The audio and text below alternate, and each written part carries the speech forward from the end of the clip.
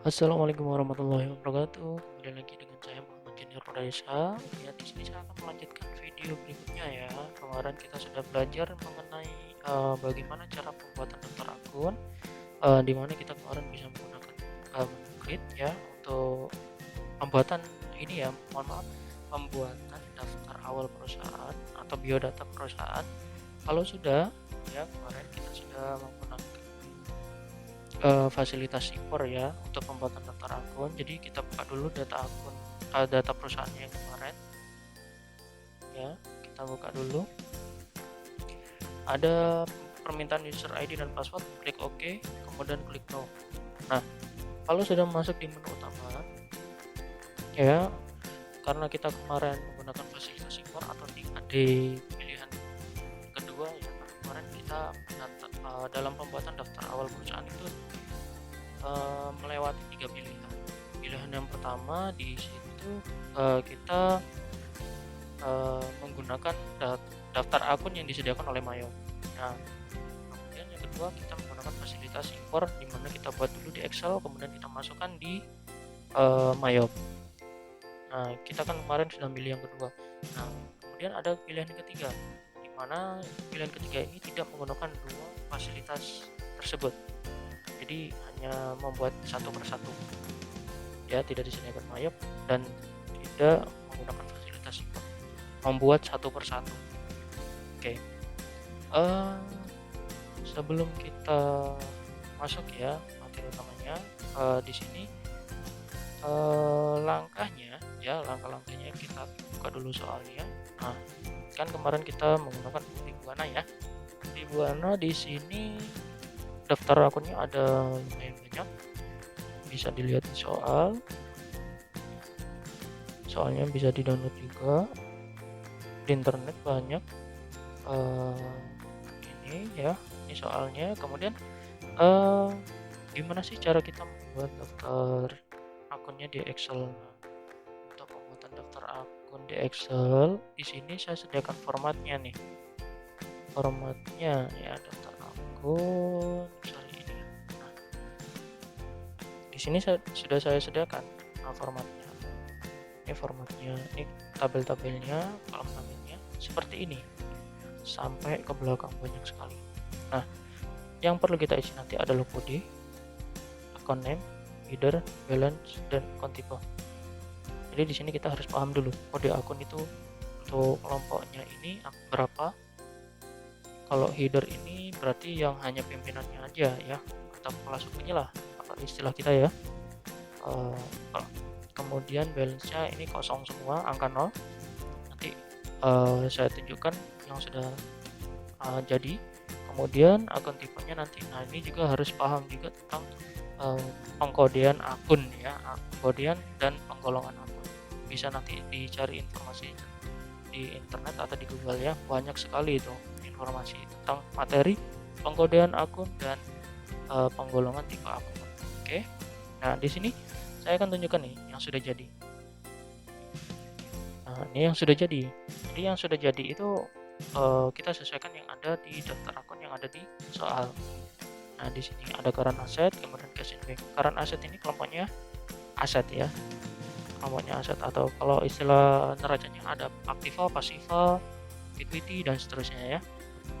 Jadi seperti itu. Nah, ini. Nah, makanya saya tadi suruh mempelajari kode pengkodean akun dan penggolongan tipe akun. Kenapa? Di sini kita harus paham dulu. Contoh nih, kelompok aset. Ya, aset itu kodenya 1 atau 1000 lah. 10.000. Nah, kemudian di sini ada aset. Headernya karena dia pimpinan, kita isi kode H. Kemudian balance-nya 0, angka 0 semua sampai bawah. Nah, sampai bawah. Angka 0. Semua akun dikasih angka 0 dulu. Kenapa nggak kita masukkan saldonya langsung, Bang? Nggak bisa. Bisa sih sebenarnya kita masukkan secara langsung. Tapi nanti takutnya banyak kesalahan ya, rancu. Jadi nanti pengisian saldo ini nanti akan kita isi aja di Mayop ya, neraca saldo langsung. Di sini H, kodenya, angkanya 0, tipe akunnya aset. ya, current asset, tipenya aset. Nah, kepalanya 1, tapi anak buahnya ya, karena anak buahnya ini kan kepalanya 1, ini lehernya 1, jadi 1.100 atau 11.000. Nah, ini kemudian bawahnya nih sama, karena di sini 1 kepalanya, lehernya 1, maka di sini 1, leher 1, kepala 1 ya, leher 1, kemudian badannya 1. Nah, tinggal seterusnya ke bawah. Nah, untuk yang fixed asset ini juga sama, beda ya, karena dia current asset itu kepalanya 1, lehernya 1. Berarti nanti ketika fixed asset tetap kepalanya 1 karena golongannya aset ya, kepalanya 1, tapi lehernya beda, lehernya 3, atau bisa diganti 1.200 tergantung dari soalnya. Nah, fixed asset. Oke, kita ganti aja ya. Karena di sini kepala 2 berarti kita ganti 2 ya. Oke. Nah, seperti ini. Nah, berarti untuk anak buahnya fixed asset, nomor akunnya 1, kepalanya 1, lehernya 2, badannya 1, sama dan seterusnya. Oke. Nah, ini juga sama. Ini ketuanya adalah liabilities, kepala 2, lehernya kosong. Nah, anak buahnya kepala 2, leher 1. Nah, current liability punya anak buah juga sama, kepalanya 2, leher 1, satunya lagi badan ya, kayak gitu. Jadi ini istilah-istilah saja untuk membedakan gimana sih cara menulis kode akun yang benar itu gimana, untuk menggolongkannya gimana. Nah, sekarang untuk tipe akun aset, current asset dan fixed asset itu sebenarnya kelompoknya aset. Cuman bedanya kalau ini kan, kalau aktiva ada aktiva tetap dan aktiva lancar. Kalau current asset ya aktiva lancarnya, berarti termasuk golongan aset. Nah, kalau fixed asset ya tipenya ya fixed asset. Nah, untuk cash in bank dan petty cash itu tipenya bank, dua-duanya bank. Kemudian akun receivable, akunnya sama, tipe akunnya juga akun receivable. Kalau one for the full debt ya, ini juga sama, akun receivable. Kemudian merchandise inventory sampai pre-tax itu tipe akunnya adalah other current asset. Oke, lanjut. Fixed asset itu anak buahnya, tipe akunnya semuanya fixed asset. Nah, untuk liability ini juga sama, current liability juga tetap tipenya liability. Untuk akun payable saja yang berbeda. Akun payable tipe akunnya ya akun payable. Untuk alasannya kenapa bisa dicari tahu di internet ya. Untuk expense payable sampai PPN income itu other current liability ya, other current liability, biar nanti kerjaannya sama dengan yang di kode salah. Nah, kenapa sih? Nah, ini loh, revenue equity, berarti yang di dalam ini adalah tipe akunnya equity. Oke ya. Nah, cuman ada beberapa tadi yang berbeda. Kemudian long term liability ya tetap liability, tapi bawahnya tipe akunnya long term ya, karena bagian dari ini.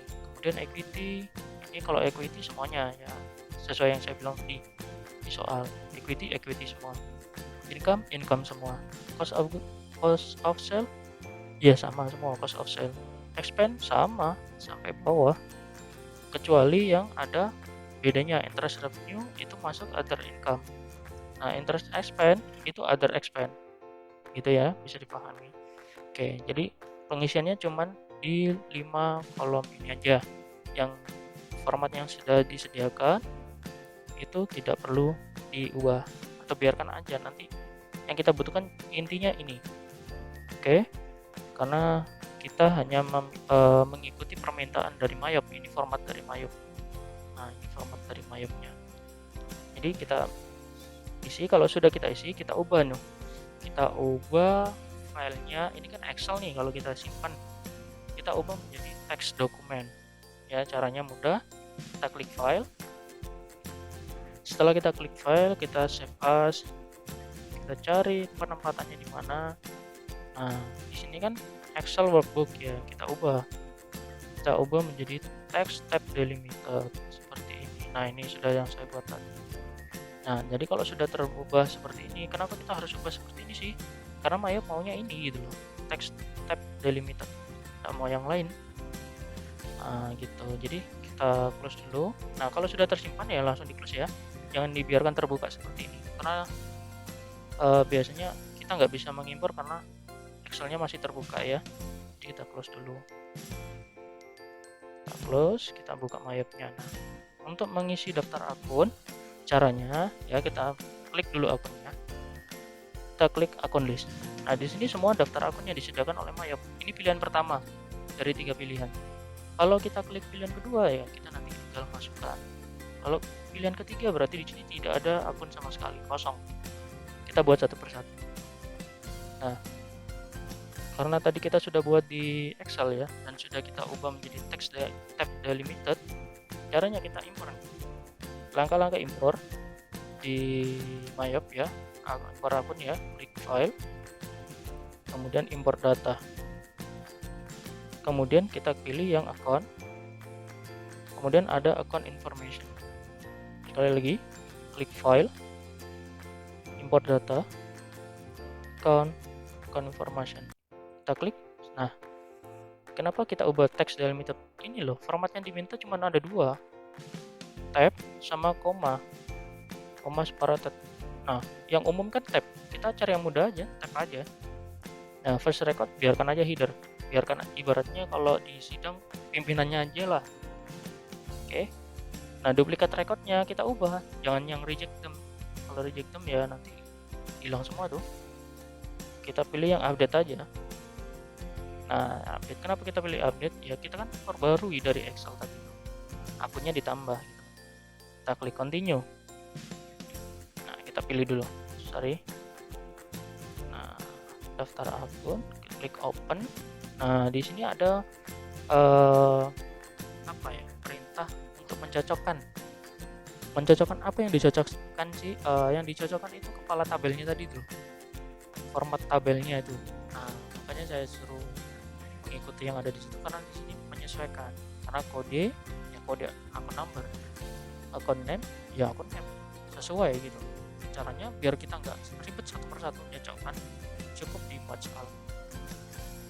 Nah, kita tinggal ngecek aja ke samping ini bank kode dan sebagainya. Nah, kalau sudah sesuai kita klik import,